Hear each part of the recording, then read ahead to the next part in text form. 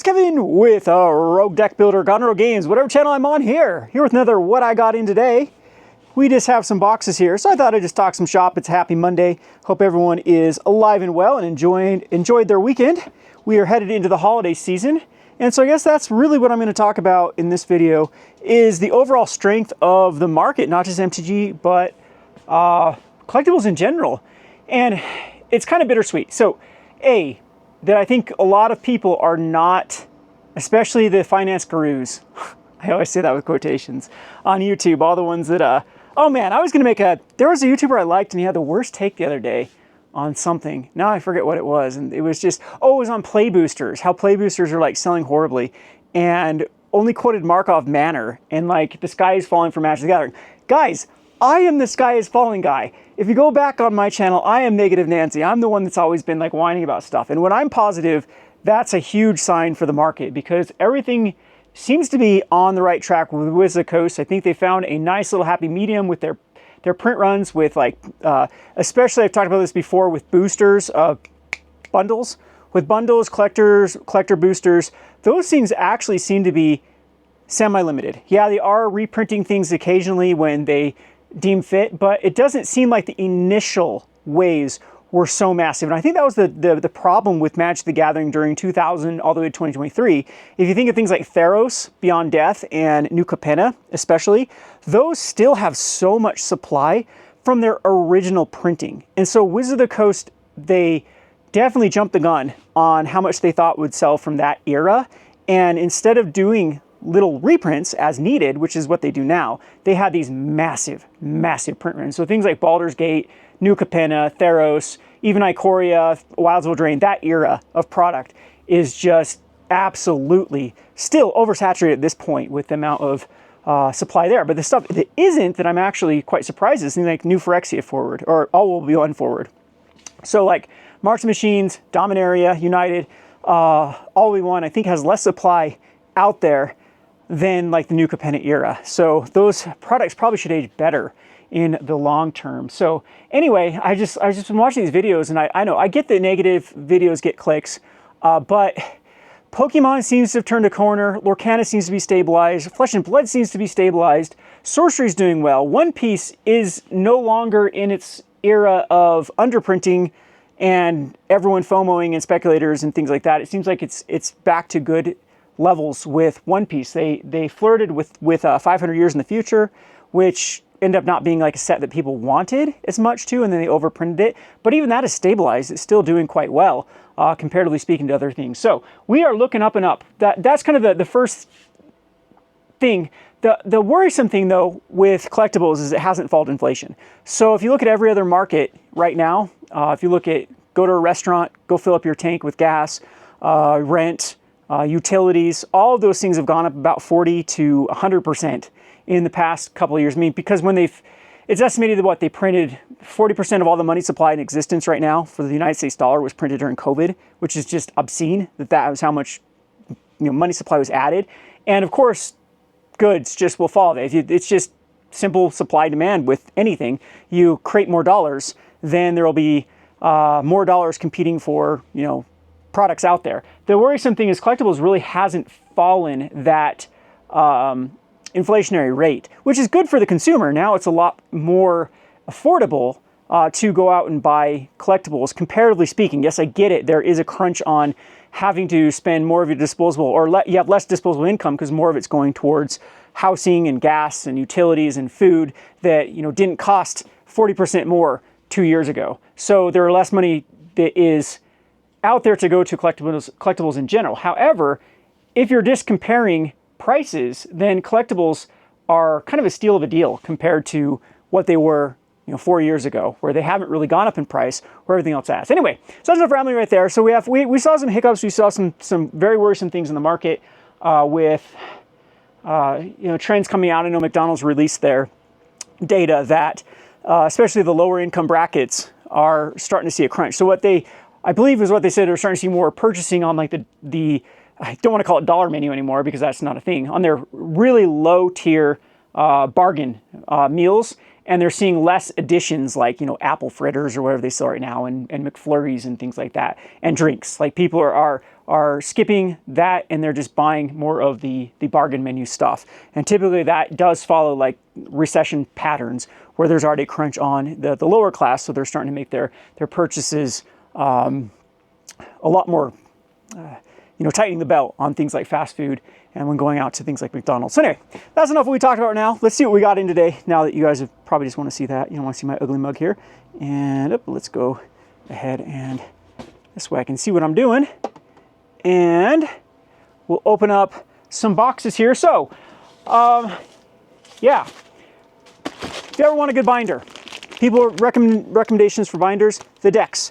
The Dex binder, both the 9 pockets and these are called the 9s, they fit 3 rows. And they also have ones with 4 rows. My favorite binder by far is the highest quality in my opinion. And it's kind of funny because for sleeves, I love Dragon Shield.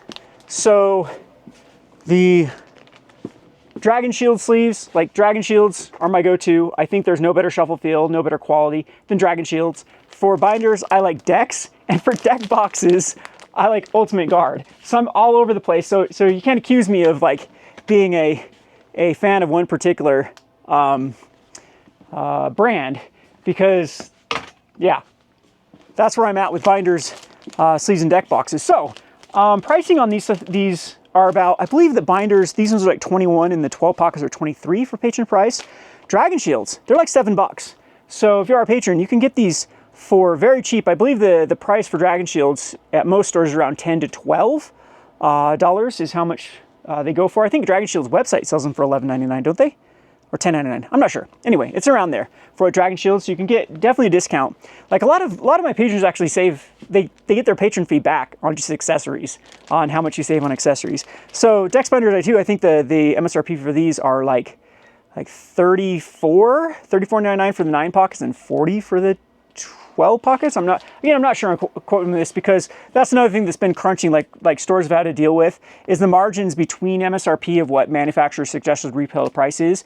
It typically used to be nice. You used to have between a 42 and a 50% markup for all of your items, and that has also fallen to now you're more like between 30 and I would say 38% on most things. Then let's not even get into Magic, where Magic is just an absolute joke. As I was talking to Zach about, one thing that I've noticed with me personally that is definitely a crunch is pulling cards. So a dime is no longer a dime. So if that makes sense. So when we used to pull, like we had a minimum of 10 cents per card. So when we used to pull a card for 10 cents, it would cost us X amount of time to get 10 cents.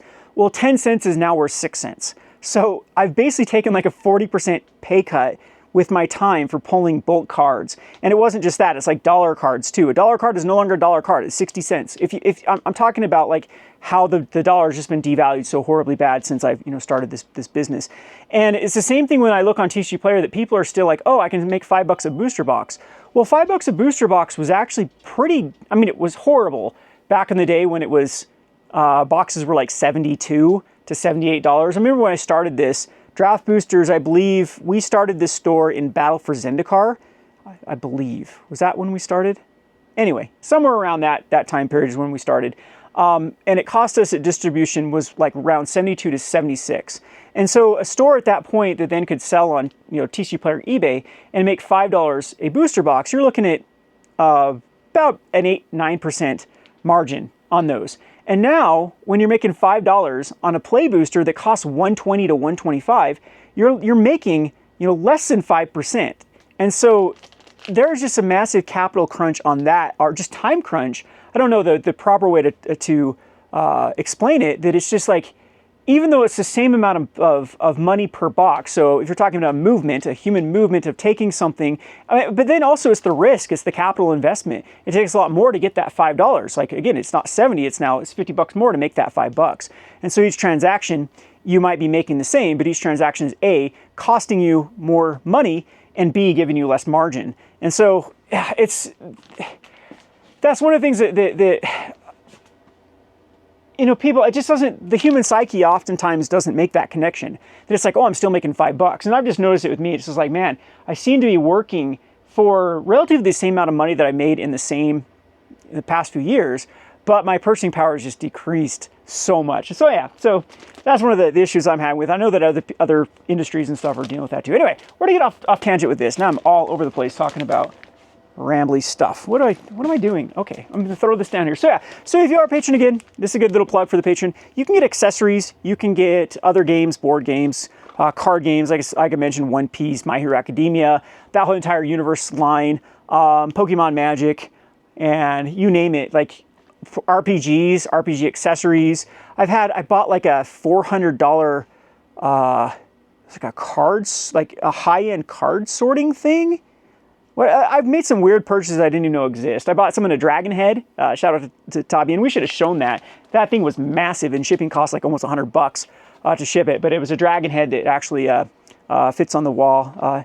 He showed me a picture. Maybe I'll have to show it sometime. But yeah, even that sort of thing can be ordered through me, and I have no problems actually getting it and actually getting it to you. So anyway, check that out if you're interested. I always like to plug that because I do believe that this operation, like I love it here because it gives us a nice little guaranteed amount of cash flow. And it increases my numbers with distributors, which if you are a store, you know that if you are down in the, thousands of dollars per month per distributor, or even tens of $1,000s per month, like oftentimes they don't give you the time of day. They don't even like to call you back. So that was one of the things that was a godsend when I started this whole, Patreon service. Was it really increased my numbers and made it so actually distributors call me back and don't ignore my phone calls. I mean, there's still some that do, which is a big headache. But anyway, now I'm definitely rambling. Alrighty, so there's the deck binders. Let's see what other beautiful stuff we have in there. So typically when I order from this distributor, they have like an $800 minimum. And so to get it up to where I can actually get free shipping, because shipping will kill you. There goes your profit margins if you have to pay shipping from distributors.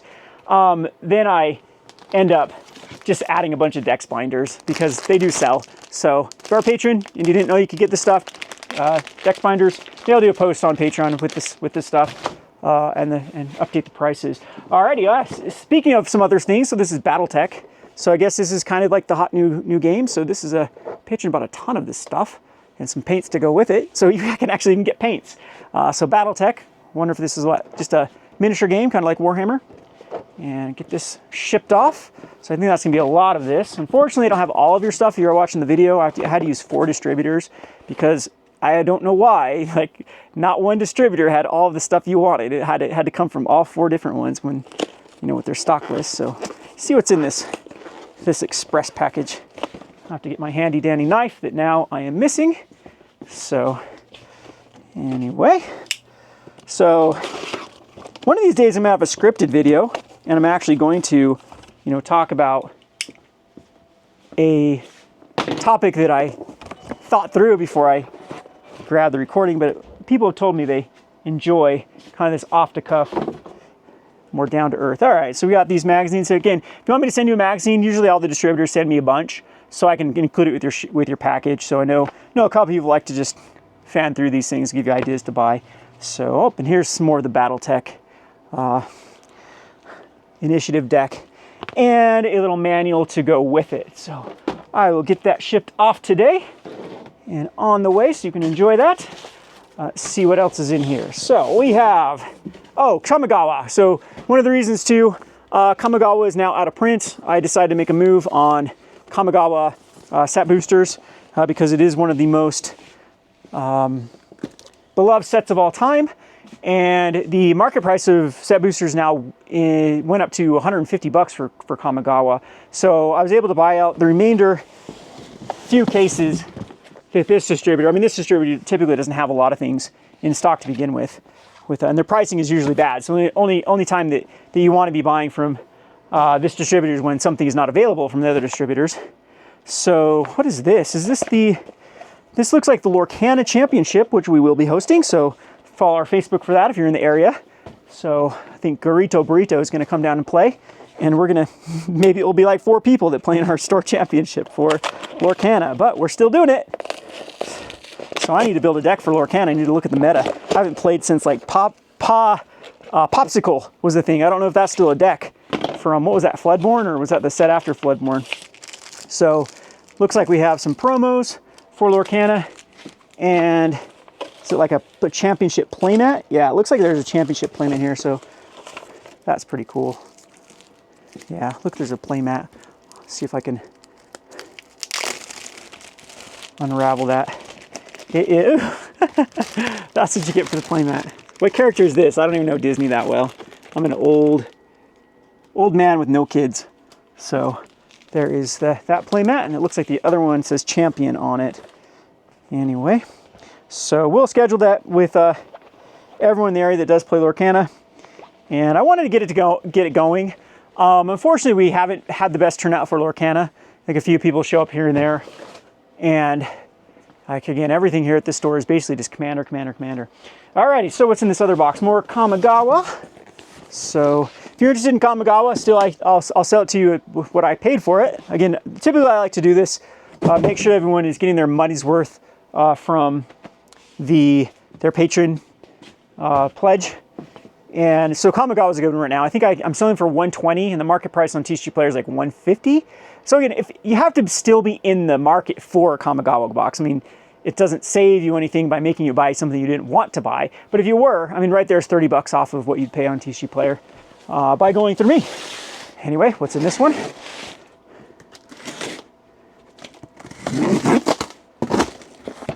A lot of packing materials. This is my life, just picking up packing material all day. All right, so yeah, now we have more of the Dex binders. So again, I try to keep all the colors in stock because there are a few patrons that love to buy, like each set release, they buy a few binders, like at least a binder to put their new cards from that set in. And like I said, these are quality binders. Huge fan of Dex for their binders. Not the biggest fan of like their other stuff, like their deck boxes and their deck boxes are okay. And I believe they do even make card sleeves. And speaking of card sleeves, what is this? We have, oh, Great Wave.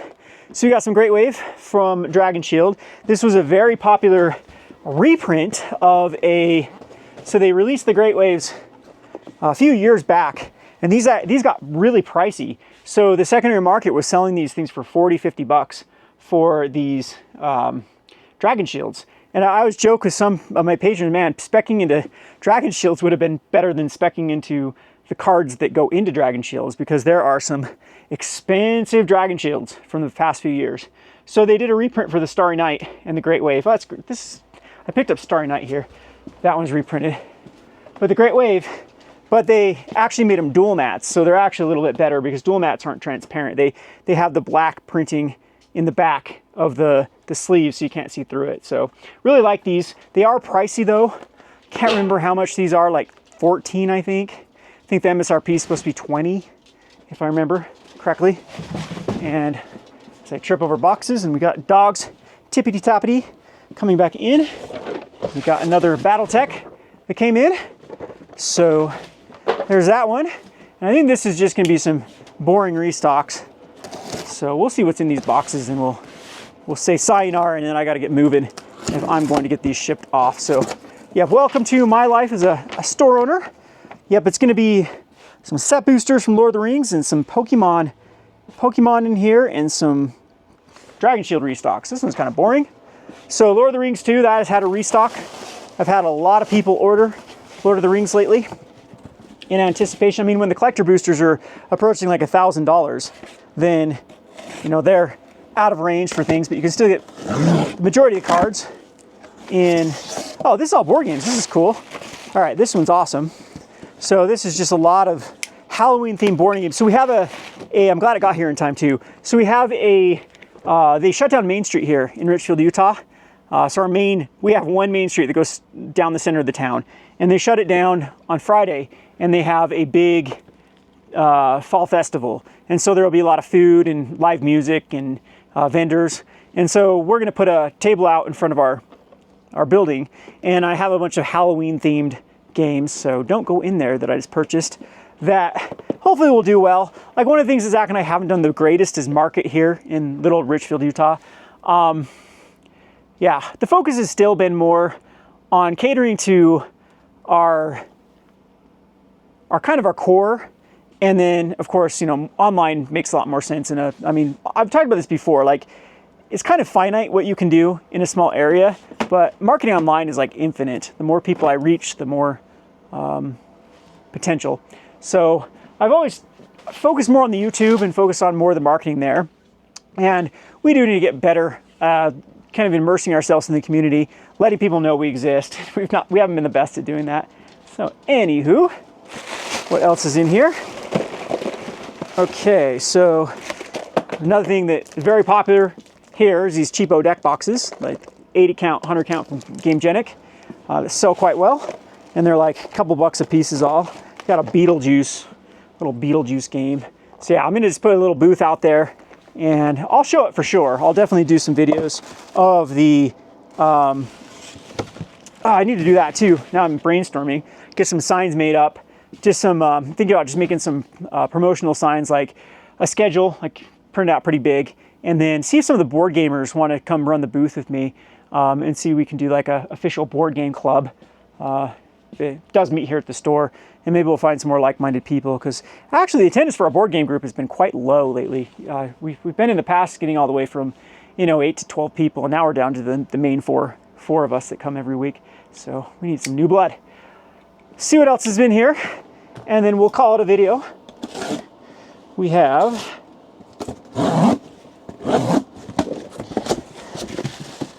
just more kind of Ticket to Ride. What do we got here? Paranormal Detectives and a Ticket to Ride Ghost Train. So yeah, more Halloween themed games that I think will sell pretty well during this time period. So anyway, that's what's been going on. Appreciate all the support. I think we're going to approach 3,000 subscribers. Maybe we'll have to do something fun for 3,000 subscribers. And I'm pretty, this was just kind of a dump channel that we made last minute, because I wanted to show some of the stuff at the store and just have a kind of place just to talk shop and not have it on my other channels. And so, originally made this channel, I didn't think it would be, actually it was just going to be a place to park videos that I was going to post elsewhere. Because, you might as well post them on YouTube if you're going to be posting videos on other social medias. And then people apparently like to hear me kind of talk about things, and we'll keep it going for as long as there's interest. And appreciate everyone sticking around. Thanks for watching.